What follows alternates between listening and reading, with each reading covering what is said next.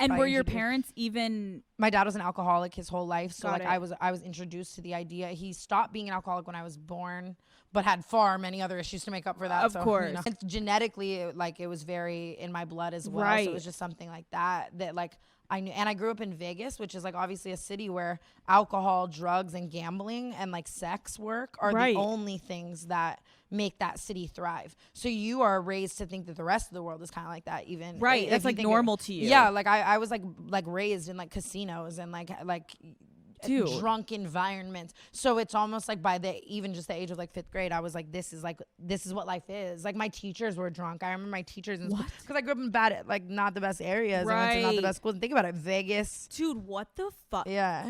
I remember being in like one of my first houses. Like it was like I was going to like 2nd and 3rd grade. So by sophomore year, it's like like I was just a fuck up in school my whole life. Right. Obviously like how bad my childhood was at like 5 years old was like far less bad than how it was by the time I was a sophomore. Abuse got worse. We got poorer, like just poorer and poorer and poorer. And it just, which obviously affects, like how you are in school. It affects your whole fucking life, So by sophomore year, it was like my parents were fighting till 5 a.m. I was sleeping through school. They didn't even care to wake me anymore because I was so like tired. I just wouldn't go to school for weeks on end. And then the school would like reach out and there were these people called like truancy officers who would show. And I was so depressed. It's so sad because you look back and I know that all that ever was just like being raised terribly and like extreme like mental disorders, chemical imbalances from like I was just so depressed. I was sleeping all day, couldn't even get up to go to school at like a freshman. And then my parents obviously weren't like, oh, she's depressed, she needs medical help. They wouldn't be like, oh, like how were your parents reacting to it? So it was like